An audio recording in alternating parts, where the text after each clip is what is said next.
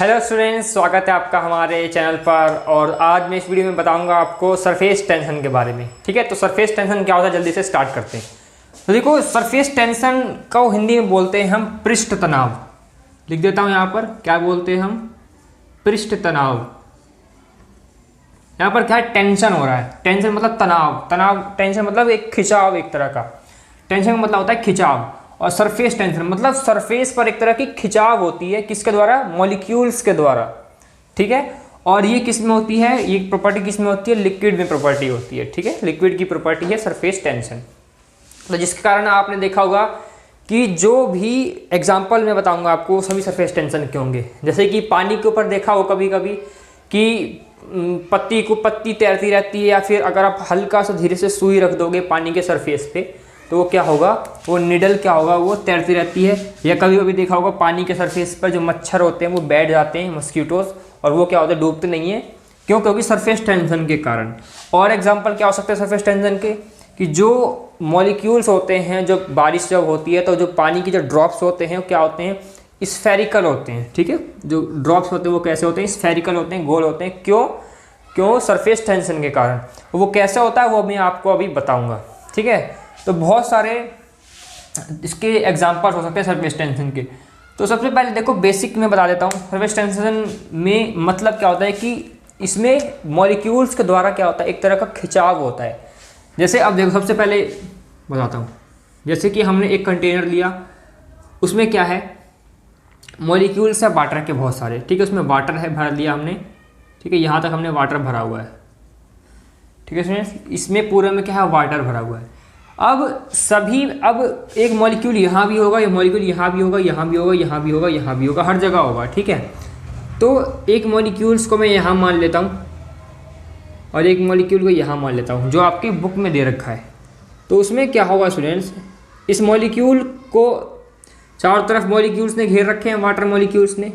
तो इस मॉलिक्यूल को ये वाला मॉलिक्यूल भी खींचेगा, इधर वाला मॉलिक्यूल भी खींचेगा अपनी तरफ, इधर वाला मॉलिक्यूल भी अपनी तरफ खींचेगा, इधर वाला मॉलिक्यूल भी अपनी तरफ खींचेगा, इधर वाला मॉलिक्यूल भी अपनी तरफ खींचेगा, इधर वाला मॉलिक्यूल, क्योंकि इसमें पूरे हर जगह वाटर के मॉलिक्यूल हैं। तो हम इस मॉलिक्यूल को पकड़ के चल रहे हैं अभी, सिर्फ इसको देखो, इसको हर डायरेक्शन से कोई ना कोई वाटर का मॉलिक्यूल क्या कर रहा है, खींच रहा है, जब ये पानी के अंदर का मॉलिक्यूल है। तो जब हर तरीके से अगर किसी मॉलिक्यूल पर सभी डायरेक्शन से फोर्स लग रहा हो, तो वहाँ पर इस मॉलिक्यूल पर जो नेट फोर्स होगा, नेट फोर्स वो होगा ज़ीरो। समझे? क्यों ज़ीरो होगा? क्योंकि यहाँ पर हर डायरेक्शन से इक्वल एंड अपोजिट फोर्स लग रहा है। इस कारण से इस मॉलिक्यूल पर जो नेट फोर्स होगा वो होगा स्टूडेंट्स ज़ीरो। क्यों होगा? फिर से बताता हूँ, क्योंकि इसमें इस मॉलिक्यूल पर इक्वल एंड अपोजिट डायरेक्शन से फोर्स लग रहा है। ठीक है, लेकिन अगर यहाँ पर एक मॉलिक्यूल ले रहे हैं हम, तो यहाँ पर अंदर वाले जो वाटर के मॉलिक्यूल है वहीं खींच पाएंगे सिर्फ, क्योंकि इसमें हर जगह क्या है, वाटर के मॉलिक्यूल भरे हुए हैं, हर जगह वाटर के मॉलिक्यूल।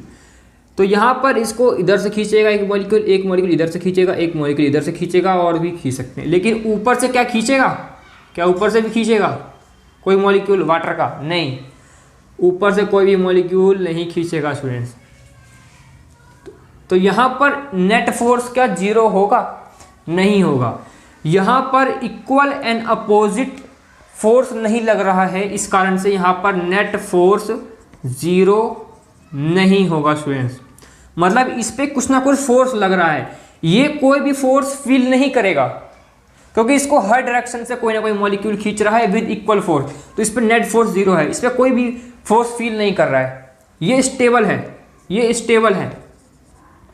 ठीक है स्टूडेंट, ये स्टेबल, लेकिन ये नॉन स्टेबल है, ये उतना स्टेबल नहीं होता है। कौन सा? जो सरफेस पे मॉलिक्यूल होते हैं वो उतने स्टेबल नहीं होते हैं, ज़्यादा स्टेबल नहीं होते हैं वो। ठीक है, लेकिन जो अंदर जो पानी होता है, आपने देखा होगा जब पानी जो सबसे नीचे सरफेस पे होता है बिल्कुल शांत होता है, स्टेबल होता है। लेकिन जो पानी सरफेस पे होता है वो क्या होता है, लहर मारता रहता है। समुद्र में ऐसे ही होता है ना, जो सरफेस पे जो पानी होता है समुद्र के, ओशंस के, वो क्या होता है, लहरें मारती रहती हैं इसी कारण से। ठीक है, तो वो तो थोड़ा अलग अभी बताऊंगा आपको। तो यहाँ पर देखो क्या है, नेट फोर्स जीरो नहीं है। यहाँ पर नीचे मॉलिक्यूल्स खींच रहे, कौन खींच रहा है? जहाँ पर हर जगह वाटर के मॉलिक्यूल है वो क्या कर रहे हैं, इस मॉलिक्यूल को जो सरफेस पर है इसके, उसको नीचे की तरफ खींच रहे हैं। तो यहाँ पर हर जगह ऐसी मॉलिक्यूल्स होंगे, हर जगह इस सरफेस पे, इस वाटर जहाँ पे ख़त्म हो रहा है यहाँ तक लेवल है जो इसका, इसमें हर जगह इसको क्या करेंगे, नीचे की तरफ क्या होगा, फोर्स या अट्रैक्शन फील करेगा नीचे की तरफ। ठीक है, तो सभी क्या होंगे, नीचे की तरफ अट्रैक्शन फील करेंगे। कौन खींचेगा, ये जो भी लिक्विड का, जो यहाँ पर लिक्विड है जिसको हम बोलते हैं बल्क ऑफ लिक्विड। जब बहुत सारे जब लिक्विड के मॉलिक्यूल होते हैं वहाँ पर हम बोलते हैं bulk of liquid molecule, bulk of liquid molecule. तो जितने भी मॉलिक्यूल है वो क्या करेंगे, इसको नीचे की तरफ खींचेंगे। किसको, जो यहाँ पर सरफेस पे जो लिक्विड है, लिक्विड के मॉलिक्यूल है। ठीक है, तो जब ये नीचे की तरफ खींचेंगे स्टूडेंट्स, तो सब क्या होंगे, आपस में जो सरफेस पे लिक्विड है ना, इसमें क्या होगा, एक स्ट्रेच्ड मेम्ब्रेन बन जाती है। कैसे, देखो एग्जांपल समझाता हूँ। आपने देखा होगा कभी कभी, इसको हम स्ट्रेच्ड मेम्ब्रेन बोलते हैं। स्ट्रेच्ड मेम्ब्रेन मतलब होता है एक पतली सी परत होती है, पतली सी परत झिल्ली जैसी, या आप इसको सरफेस फिल्म भी बोल सकते हो, सरफेस फिल्म। आपने देखा होगा कभी कभी स्टूडेंट्स कि जो चाय का कप होता है, जो चाय का कप जो होता है वो क्या होता है, थोड़ा सही से नहीं बना, उस पर जब चाय जब भरी हुई होती है ना, जब गर्म होती है चाय, तो उस पर क्या होता है, अगर आप छोड़ देते हो गर्म चाय को ऐसी, उस पर एक पतली सी परत हो जाती है, एक लेयर उसके ऊपर जम जाती है, देखा है ना। तो वो जो लेयर होती है उसी को हम क्या बोल रहे हैं, मेम्ब्रेन बोल रहे हैं। वो लेयर पूरे चाय में तो नहीं हो जाती, कहाँ पर होती है, सिर्फ सरफेस पे होती है, उस लिक्विड के सरफेस पे होती है। ठीक है, तो वो मैंने एग्जाम्पल से बताया आपको कि उसी को बोलते हैं। लेकिन वाटर पे वो हमें दिखाई नहीं देती, वाटर में बहुत ही छोटी, बहुत ही कम होती है, वो हमें दिखाई नहीं देती, लेकिन चाय में हमें दिखाई देती है। इसलिए मैंने एग्जाम्पल से आपको बताया कि एक मेम्ब्रेन सी बन जाती है। ठीक है, तो उसी मेम्ब्रेन के कारण क्या होता है, अगर आप वाटर के ऊपर हल्का सा एक क्या करोगे, एक सुई रख दोगे हल्का सा, तो वो उस मेम्ब्रेन के कारण उसके ऊपर वो टिकी रहती है, समझे। और अगर कोई मच्छर बैठ जाता है तो उसी के ऊपर वो क्या रहता है, वो उस पर उस हल्का सा, उसका वेट बहुत हल्का होता है। ठीक है, उसका मास बहुत हल्का होता है उस मच्छर का, तो इसलिए वो क्या होता है, उस पर सहन कर लेता है। वो जो हल्की सी मेम्ब्रेन होती है उसका जो वेट होती है वो सहन कर लेती है उस मच्छर का। तो यही मैं कहना चाह रहा हूँ कि जब ये इनवर्ड, जब डाउनवर्ड, जब ये अट्रैक्शन, जब पुल होता है, पुल करते हैं जब सभी मॉलिक्यूल्स को, तो यहाँ पर क्या हो जाती है, एक स्ट्रेच्ड मेम्ब्रेन बन जाती है, जिसको सरफेस फिल्म भी बोलते हैं, जिस कारण से यहाँ पर क्या होता है, अगर कोई भी इंसेक्ट बैठता है तो इसके ऊपर बैठ सकता है। ठीक है, तो ये सरफेस टेंशन के कारण होता है। तो देखो, और ये तो कंसेप्ट था। अब इसका जो दूसरा कंसेप्ट ये है कि सरफेस टेंशन, जो वाटर के जो मॉलिक्यूल्स हैं वो सरफेस टेंशन के कारण गोल कैसे होते हैं। तो देखो, सरफेस टेंशन का एक सीधा सीधा मतलब है कि एवरी मॉलिक्यूल, जो वाटर का मॉलिक्यूल है, every molecule try to achieve, every molecule try to achieve minimum surface area, minimum surface area. Students, मतलब कैसे, देखो आप एक कागज को लो, उसको क्या करो, मोड़ दो। आपको मैं बोलूँ उसको सबसे छोटा सरफेस एरिया बनाओ, तो आप उसको मोड़ चोड़ के कैसे भी करके बनाओगे तो वो कैसा बनेगा, गोल ही तो बनेगा ना। वो कैसा बनेगा, गोल ही बनेगा। वो आप उसको स्क्वायर शेप में तो नहीं बना सकते। किसी भी चीज़ को अगर आपको मिनिमम सरफेस एरिया में करना हो तो आप उसको तोड़ मोड़ के गोल ही बनाते हो, स्फेरिकल ही बनाते हो, समझे। तो यही कहने का मतलब है। तो वाटर के जो मॉलिक्यूल्स होते हैं ना, वो भी क्या करते हैं, अपने आप को मिनिमम सरफेस एरिया में क्या करते रहते हैं, कि अपने आप को लाने की कोशिश करते हैं। तो कैसे लाने की कोशिश करते हैं, जो मॉलिक्यूल्स होंगे वाटर के, उस मॉलिक्यूल्स में बहुत, आप एक मॉलिक्यूल समझते हो ना, उसके अंदर बहुत सारे हाइड्रोजन के H2O के मॉलिक्यूल्स होते हैं। एक ड्रॉप में कई लाखों मॉलिक्यूल्स होते हैं स्टूडेंट्स, एक वाटर के ड्रॉप में। तो हर एक वाटर के ड्रॉप में अब हर एक क्या करेगा, सरफेस पे क्या अंदर क्या होंगे, मॉलिक्यूल्स होंगे। एक वाटर का ड्रॉप लिया है मैंने, ठीक है, ये ड्रॉप है वाटर का, ड्रॉपलेट, वाटर ड्रॉपलेट है। ठीक है, तो यहाँ पर जो सरफेस पे जो लिक्विड है वो क्या करेंगे, सभी अंदर की तरफ क्या करेंगे स्टूडेंट्स, फोर्स अप्लाई करेंगे अंदर की तरफ। जैसे यहाँ पर अंदर की तरफ कर रहे हैं तो यहाँ पर अंदर की तरफ करेंगे, बाहर की तरफ तो नहीं करते हैं ना, अंदर की तरफ करते हैं, जहाँ पर बल्क ऑफ लिक्विड होता है। तो यहाँ पर एक मॉलिक्यूल लिया हुआ है हमने हाइड्रोजन, हमने वाटर मॉलिक्यूल का। तो ये क्या कर रहा है, अंदर की तरफ सभी मॉलिक्यूल्स क्या कर रहे हैं, अंदर की तरफ इनवर्ड फोर्स लगा रहे हैं। तो इसी कारण से क्या होता है, इनवर्ड फोर्स लगाने से सभी ऊपर से क्या दिखेगा, आपको एक मेम्ब्रेन की तरह दिखेगी, जिससे आपको लगेगा कि क्या लगेगा, और क्या लगेगा आपको कि जो मॉलिक्यूल है वो क्या है, गोल है। और जब सभी अंदर की तरफ फोर्स लगाएंगे तो मॉलिक्यूल अपने आप ही आपको क्या दिखेगा, गोल दिखेगा, ठीक है, राउंडेड शेप में दिखेगा, सर्कल शेप में दिखेगा। तो इसी कारण से क्या होता है, every water molecule try to achieve minimum surface area. इसी कारण से क्या होता है, सभी जो मॉलिक्यूल्स होते हैं वो क्या करते हैं, अंदर की तरफ क्या होते हैं, इनवर्ड फोर्स लगाते हैं, जिस कारण से जो मिनिमम सरफेस एरिया होता है वो क्या होता है, सर्कुलर हो जाता है। और सर्कुलर होने के कारण हम ये कह सकते हैं कि सरफेस टेंशन के कारण हो जाता है, और सरफेस टेंशन के कारण ही जो मॉलिक्यूल्स होते हैं वो क्या होते हैं, स्फेरिकल होते हैं। तो अब आपको समझ में आ गया कि बारिश की जो बूंदें होती हैं, जो पानी की बूंदें होती है वो गोल क्यों होती हैं, क्योंकि सरफेस टेंशन के कारण वो गोल होती हैं। क्योंकि हर एक मॉलिक्यूल क्या करना चाहता है, मिनिमम सरफेस एरिया अचीव करना चाहता है, और हर एक मॉलिक्यूल क्या करता है, और अंदर की तरफ इनवर्ड, एक ड्रॉप को अगर आप एग्जाम्पल लेके समझोगे तो इनवर्ड पुल के कारण वो क्या होते हैं, गोल हो जाते हैं। अब ऐसे किसी को भी आप समझा सकते हो। तो ये बेसिक सा नॉलेज था सरफेस टेंशन का। तो देखो एक और चीज़ बताता हूँ इससे पहले कि इसकी डेफिनेशन समझ लो। It is defined as the force per unit length, force per unit length. तो जो सरफेस टेंशन का जो स्टूडेंट्स जो यूनिट है वो क्या है, फोर्स पर यूनिट लेंथ। मतलब फोर्स की यूनिट क्या होती है, न्यूटन, लेंथ की क्या होती है, मीटर। तो न्यूटन पर मीटर, ठीक है, ऐसे भी लिख सकते हो और ऐसे भी लिख सकते हो। ये इसकी क्या होती है, यूनिट होती है, किसकी, सरफेस टेंशन की यूनिट है, न्यूटन पर मीटर। इसके डेफिनेशन से, इसके फॉर्मूले से याद रखना, ठीक है। सरफेस टेंशन की और भी कई सारी डेफिनेशन आपको पढ़ने को मिलेंगी, तो लेकिन टेक्निकली जो इसके बेस्ड पे है मैंने आपको यही बता दिया, ये भी चल जाएगी, ठीक है। तो इसके अलावा आप कोई और भी कर सकते हो याद, ठीक है। क्या करेंगे, factor on which surface tension depend, surface tension depends, किन किन फैक्टर पे जो सरफेस टेंशन क्या होता है, डिपेंड करता है। यहाँ लिख सकते हो factor affecting surface tension. Students first क्या है हमारा, नेचर ऑफ लिक्विड। अब नेचर ऑफ लिक्विड की अलग अलग नेचर ऑफ लिक्विड अगर लेते हैं तो उन पे सरफेस टेंशन क्या होगा। नेचर ऑफ लिक्विड का मतलब क्या है कि इंटरमोलिकुलर फोर्स की हम इसमें बात कर रहे हैं कि अलग अलग लिक्विड लेंगे तो उनका इंटरमोलिकुलर फोर्स भी अलग अलग होगा। तो हम यहाँ पे क्या लिख सकते हैं कि as intermolecular force increases, as intermolecular force increases. अब स्टूडेंट्स देखो, इंटरमोलिकुलर फोर्स अगर बढ़ेगा तो क्या होगा। अगर हमने कोई लिक्विड लिया है, वाटर मॉलिक्यूल ले मान के चलो, तो इंटरमोलिकुलर फोर्स बढ़ता है तो क्या होता है। तो हम यहाँ पर क्या कर रहे हैं, हीट नहीं कर रहे, अभी हम लिक्विड को ले रहे हैं अलग अलग, हम टेम्परेचर में हीट करेंगे, ठीक है। तो यहाँ पर हमने वाटर मॉलिक्यूल लिया हुआ है, मान के चलो उसका इंटरमोलिकुलर फोर्स क्या है, वाटर, ठीक। इस तरफ ले रहे हैं हम, इससे कम इंटरमोलिकुलर फोर्स किसका होता है, बेंजीन का। इससे ज़्यादा इंटरमोलिकुलर फोर्स किसका होता है, एसिटिक एसिड का। यहाँ पर हमने बराबर बराबर अमाउंट में यहाँ पर क्या लिया है, इनके सॉल्यूशन ले लिए हैं। वाटर इतना ले लिया, बेंजीन इतना ले लिया, एसिटिक एसिड इतना, लिक्विड तीनों ले लिया हमने। अब देखो अगर इन लिक्विड पे क्या इफेक्ट पड़ेगा, सरफेस टेंशन किस में ज़्यादा होगी।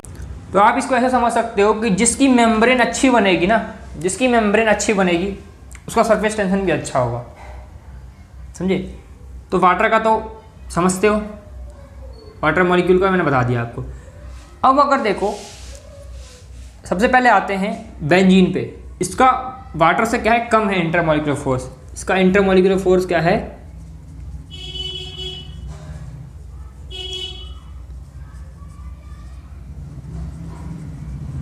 इंटरमोलिकुलर फोर्स अगर स्टूडेंट्स कम है तो मॉलिक्यूल्स के बीच में जो अट्रैक्शन होगा वो क्या होगा, वो भी कम होगा। अट्रैक्शन कम होगा स्टूडेंट्स, तो ये डाउनवर्ड जो नीचे मॉलिक्यूल जो अट्रैक्ट करते हैं इन मॉलिक्यूल्स को, ऊपर वाले मॉलिक्यूल्स को, वो नीचे वाले मॉलिक्यूल ज़्यादा अट्रैक्ट नहीं कर पाएंगे because of weak intermolecular force, ठीक है। तो अगर इंटरमोलिकुलर फोर्स कम होता है तो यहाँ पर क्या होगा, डाउनवर्ड जो पुल होता है वो वीक हो जाएगा, वो नीचे अट्रैक्ट नहीं हो पाएंगे इस मॉलिक्यूल से, बल्क ऑफ मॉलिक्यूल से।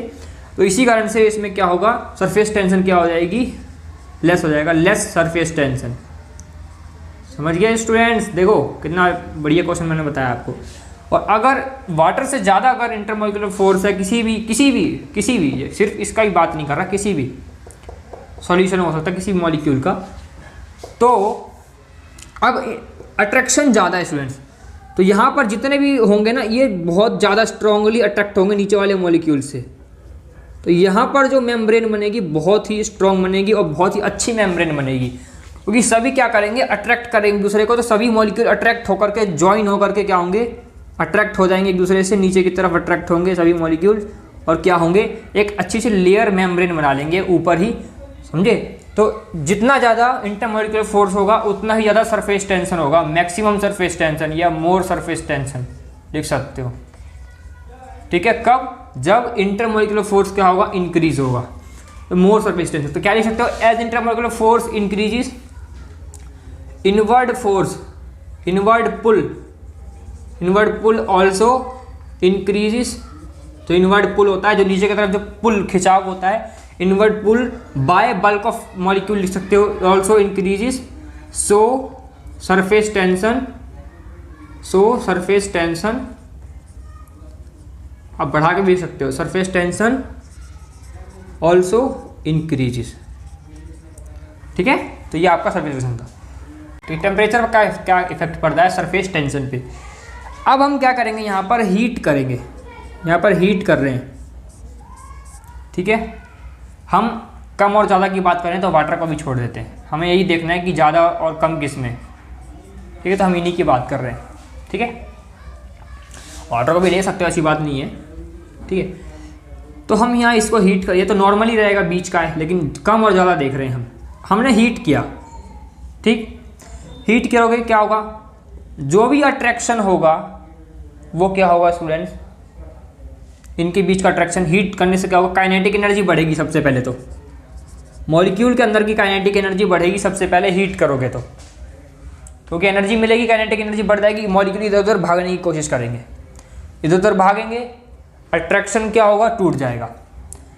तो काइनेटिक एनर्जी बढ़ेगी, तो as temperature increases kinetic energy also increases. तो इंटरमॉलिक्यूलर फोर्स क्या होगा स्टूडेंट्स, इंटरमॉलिक्यूलर फोर्स या फोर्स ऑफ अट्रैक्शन वो क्या होगा, डिक्रीज होगा। इंटरमॉलिक्यूलर फोर्स डिक्रीजेस, ठीक है। कैसे समझो, टेम्परेचर बढ़ाओगे अट्रैक्शन होगा, काइनेटिक एनर्जी बढ़ेगी, अट्रैक्शन होगा तो फोर्स क्या होगा, टूट जाएगा मॉलिक्यूल्स के बीच में, कम हो जाएगा, स्टेबल नहीं होगा ना, टूट जाएगा काइनेटिक एनर्जी के कारण, इंटरमॉलिक्यूलर फोर्स डिक्रीज हो जाएगा। इंटरमॉलिक्यूलर फोर्स डिक्रीज होने का क्या मतलब है कि इनवर्ड पुल कम हो जाएगा। अब ये वाले मॉलिक्यूल्स जो हैं नीचे वाले वो आसानी से नहीं खींच पाएंगे इसको नीचे, ठीक है। तो ये नहीं खींच पाएंगे तो मेम्ब्रेन नहीं बन पाएगी, मेम्ब्रेन ना बनने के कारण सरफेस टेंशन क्या हो जाएगा, कम हो जाएगा। सो सरफेस टेंशन ऑल्सो डिक्रीजेस। कभी स्टूडेंट्स टेम्परेचर हम बढ़ाते हैं तो सरफेस टेंशन क्या होता है, डिक्रीज होता है। इतना ध्यान रखो, किस वजह से होता है वो मैंने आपको एक्सप्लेन करके बता दिया। और वाइस वर्सा मतलब उल्टा, जब टेम्परेचर हम डिक्रीज करते हैं, ठीक है। आप किसी का भी एग्जाम्पल लिखते हो, इसका भी एग्जाम्पल लेके देख लो। अगर इसमें अगर आप हीट बढ़ाते जा रहे हो इसके मॉलिक्यूल में भी क्या है, काइनेटिक एनर्जी बढ़ जाएगी, इसके मॉलिक्यूल की भी काइनेटिक एनर्जी बढ़ जाएगी, इसकी मॉलिक्यूल की काइनेटिक एनर्जी बढ़ जाएगी। तो क्या होगा, इंटरमॉलिक्यूलर फोर्स कम हो जाएगा मॉलिक्यूल्स के बीच में। तो इंटरमॉलिक्यूलर फोर्स कम हो जाएगा मतलब अट्रैक्शन कम हो गया। अब अट्रैक्शन कम हो गया तो ये क्या कर नीचे की तरफ नहीं खींच पाएंगे इनको उतनी स्ट्रांगली। अब नीचे की तरफ नहीं खींच पाएंगे तो यहाँ पर जो मेम्ब्रेन जो बननी चाहिए थी सही से, या जो सरफेस टेंशन जो होना चाहिए था वो नहीं हो पाएगा, इसलिए सरफेस टेंशन डिक्रीज हो जाता है। इतना ध्यान रखो आप। तो सरफेस टेंशन क्या होता है, डिक्रीज हो जाता है कब, जब टेम्परेचर इंक्रीज होता है तो, ठीक है। तो आपका ये था सरफेस टेंशन। अब स्टूडेंट जल्दी से एक चीज़ और बता देता हूँ जल्दी से, कि सरफेस टेंशन से सबसे पहले क्या क्या होता है, जो वाटर मॉलिक्यूल्स क्या होते हैं, वाटर मॉलिक्यूल्स स्फेरिकल होते हैं, मैंने बता दिया स्फेरिकल। इसके बाद सेकंड स्टूडेंट्स आपका कैपिलरी, जो कि इंपॉर्टेंट है, इंपॉर्टेंट टर्म है कैपिलरी। मतलब क्या कैपिलरी का, कैपिलरी या कैपिलैरिटी कुछ भी बोल सकते हो। कैपिलैरिटी क्या मतलब है, अगर आपने देखो कंटेनर लिया एक, ठीक है, एक कंटेनर लिया, उसके अंदर क्या कर रहे हो आप, पानी आपने रखा हुआ है इतना, ठीक है, पानी है इसमें, ठीक है। अब कैपिलैरिटी क्या होती है, एक पतली सी क्या होती है, पाइप जैसी होती है, एक बिल्कुल नैरो पाइप, बहुत ही पतली पाइप होती है।